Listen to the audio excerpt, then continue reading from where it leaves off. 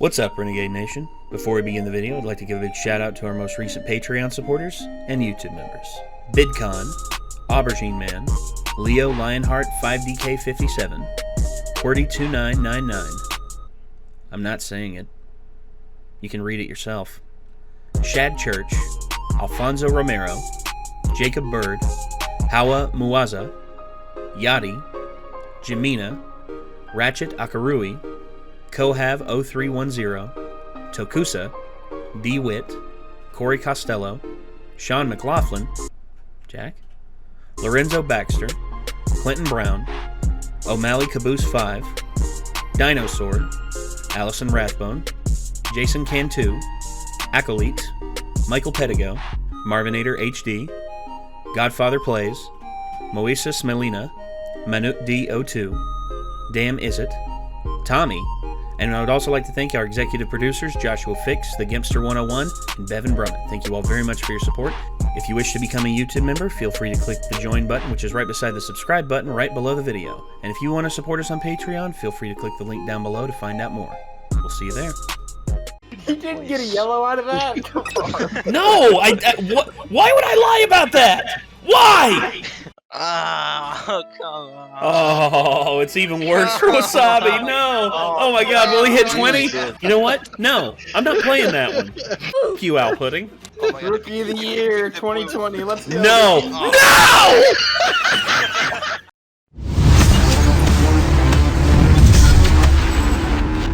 You must be out your goddamn mind.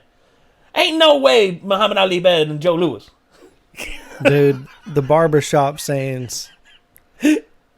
Well, coming to America as a whole was just brilliant, but the barbershop scenes were the best. They were the funniest. I mean, just they were the most real, too. I mean, lively old people are just fun, man. Well, when you talk to old people who've been around the block, who've seen literally change, like, for instance, those old men who worked in that barbershop, they live in Queens, in New York, and keep in mind, New York was a hub of just like pure creativity, the Harlem Renaissance, and you had all these all these civil rights leaders come through. You know, you had MLK, you had Malcolm X, you had just so many great leaders come up in the black community, and these old men saw it all, and they also saw like great sports champions come up.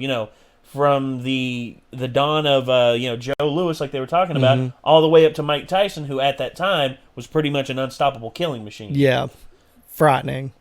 Terrifying. A just short, like muscle-bound, athletic monster who just destroyed everyone. Had power in both hands and a defense no one could break. And when you have that much experience and you're imparting it upon the younger generation, you talk about, you have your opinions and everything, but it's always fun to hear them talk and like josh back and forth, because they've been talking shit like this for like the last 20, 30 years. Just like you and I, you think Barry Sanders is the greatest running back of all time. I will not disagree with that. And, there's a lot you and I agree on. There's some things we disagree on.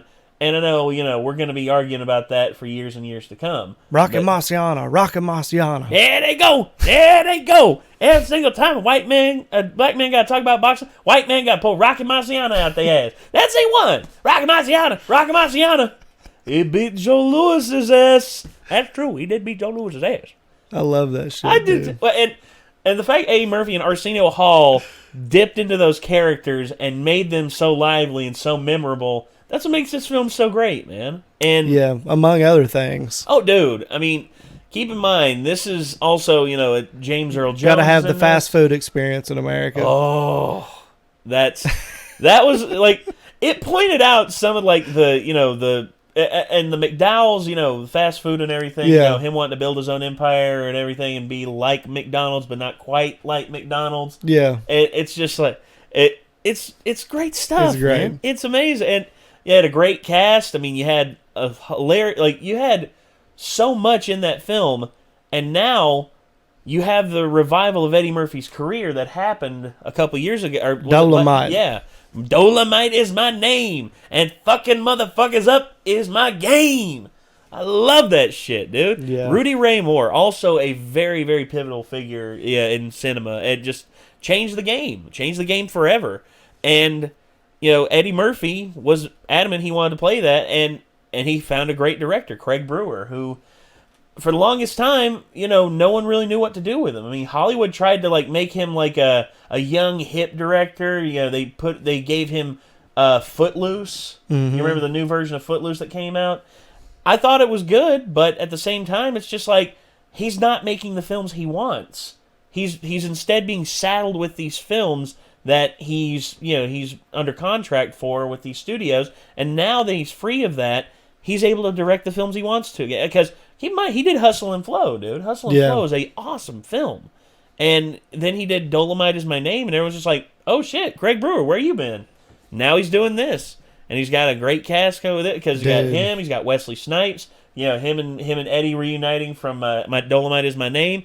You got Arsenio Hall coming back. Damn. You got everyone coming back for everyone who's still with us. I mean, you know, it's unfortunate, but you know, as time passes, we lose people, but we still have the memories, and we are now going to, I guess, have some revitalization of some memories here. This is Coming to America, official trailer. Here we go. You must heed my words before I'm gone, my son. Now, you will be king. Flower bears. But the throne must pass to a male heir. Hakim, it appears you have a son. He must be found. Prepare the royal chamber. We are going back to America. Oh, hell no, your majesty. Oh, shit. Feel right. Right in this mother. Feel good in this mother. Oh, shit. Damn. I'm the king of this shop. Oh, yes. They're still with us. Yeah.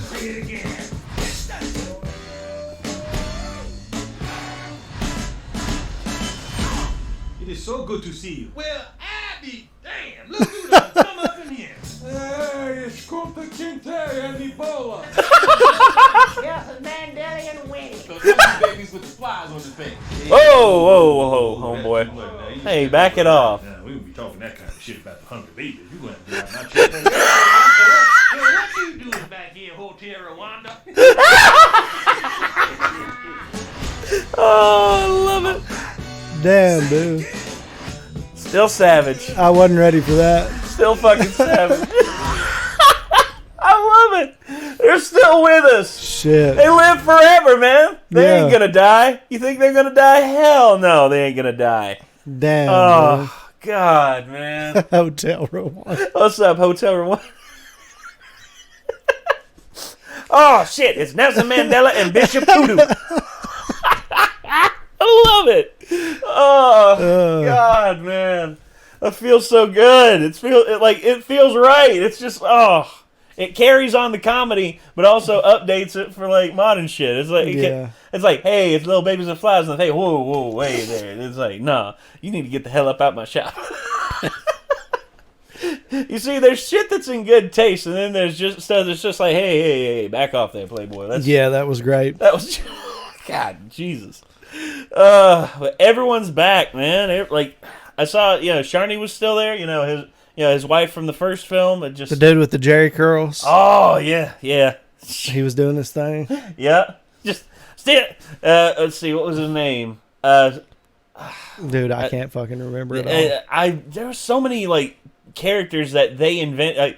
I'll never forget the speed dating thing where all the girls came up, and that one girl was just like, I'm into the group thing, and then all of a sudden Eddie Murphy's smile goes away and Arsenio just goes, that big old smile that he had. And also the fact that James Earl Jones is still alive. That's another. Jesus. He'll live. I swear to God, he's gonna live forever. He's gonna outlive us all. He's like 89, 90 years old. He deserves it. He does, man. Dude's a king. Dude's a friggin' beast when it comes to acting.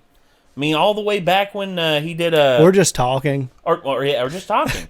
He could do audiobooks for the rest of his life and could never work again. Him and Morgan Freeman. him, Morgan Freeman, and God, if they got into an argument, it would create like a thunderstorm. Yeah, a thunderstorm would just start brewing up. All of a sudden, you just hear James Earl Jones's big bombastic. He's like, "What do you mean that I?" Can-? And then all of a sudden, you got Morgan Freeman. He's just like, "Now there's something you must know. There's something you got to know. You do not pick a word fight against Morgan Freeman." You will get fucked epic up. rap battles. Oh, hey. There you go! James Earl Jones, like the two epic voices throughout history, the voice of God and the voice of Darth Vader. Give it to us, CRB. Hey, Mufasa. Hey. Yeah, Mufasa. You know? Mufasa and Red, absolutely. Give us that.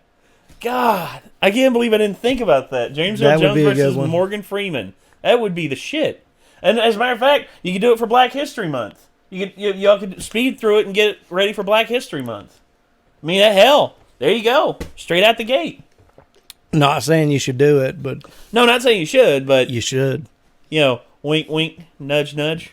You know, all that fun stuff. Eddie Murphy, dude, doing multiple characters, doing his same old shit the way that he does. I loved the Clumps, man. I know he got shit for that, but I thought that was awesome. Well, here's the thing. He hit on to something really good with the first one, but when you retread the jokes and, you know, people can tell nowadays more than ever when you're treading water on bits. But at the same time, whenever fresh ideas come in and you have someone there who can shape it and make it so, like, for instance, Craig Brewer is really good about working with very dynamic casts. He's really good. Like when he did Hustle and Flow, you know, he went to like 3-6 Mafia. He went to what was it, Al Capone, who did the other music for it, and he went to them and he like literally sat down, like kicked the shit with them about, you know, how this is going to be implemented into the film. He is as hands-on a director as can be, but he doesn't overstep his bounds. He knows how to let Eddie Murphy do his thing, but he also knows that Eddie, you know, because how deep he can get into some stuff, he doesn't know when to kill the bit, and which it's happened in the past. I mean, Eddie had, like, with the Clumps of the second one, I mean, you know, he retreaded on bits that were still pretty damn funny, but you know, I loved it. I loved the second one. I thought but when he got into Norbit, that was just over then. It was like the Clumps was it. Well, rarely do you see, you know, someone's career die and come back, but then die again, but now come back again. It's very rare, like career revitalizations. I mean, several people have gone through it. John Travolta went through it when he did Pulp Fiction. Eddie Murphy did it. Battlefield Earth, was that one of them? Battlefield Earth is when his career died again. That was like that. You know, if one was like a baseball bat to like the back of the head, Pulp Fiction was the resurrection. This was like the Desert Eagle 50 AE hollow point to the back of the skull with Battlefield Earth. And since then, he's just been doing other stuff, but nowhere near the success that he had after Pulp Fiction. Dude, he did that movie that Fred Durst directed. Yes, that shit was crazy as fuck. Him and Devin Sawa were both in it. I remember that, dude. And whoa, it was nuts. It was nuts. Nuts. And you see, there's points where careers can be revitalized. I mean, there's one that Nick Cage did here recently called Mandy. Mm-hmm. Dude, Nick, I've seen what it looks like. Nick, and I've heard people talk about it. It's pretty much like a heavy metal opera. Like, it's got like all these like crazy visuals, like really dark and really like gritty imagery, and it's about a man seeking revenge. And it stars Nicolas Cage as the lead character. And from what everyone says, that is the role that is effectively going to revitalize his career if he does it right. Because you see, whenever something big happens, you can ride the wave back up to the top to where you're prominent again.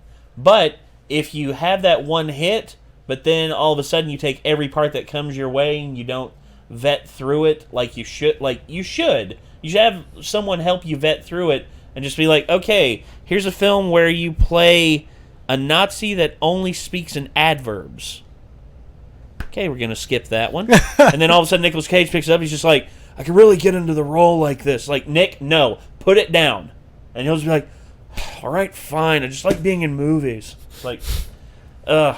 And Eddie Murphy, I think, right now is being very selective, and he's actually putting in like a lot of effort with these, like especially with Dolomite and now this. Yes. Yeah, and you can see he's getting his second chance and third chance now, and he's not gonna. I hope he didn't let this one slip him by because he's got good people around him right now. But yeah, this I can't wait for this. This comes out in March, I believe it said. Yeah, 5th, I think. Yeah, so I'm gonna be there to watch that. Amazon, like I've got Amazon Prime. I'm gonna watch it. Hell yeah! I'm gonna have me some fun. So again, everyone, that's gonna do it for this. This was Coming to America, the official trailer. If you all are excited as we are, please let us know in the comments down below. This is so good, and I cannot wait for it to come out. So I guess until next time, signing off. I'm Nate. I'm Chad. And we'll see you then, everybody. Peace out.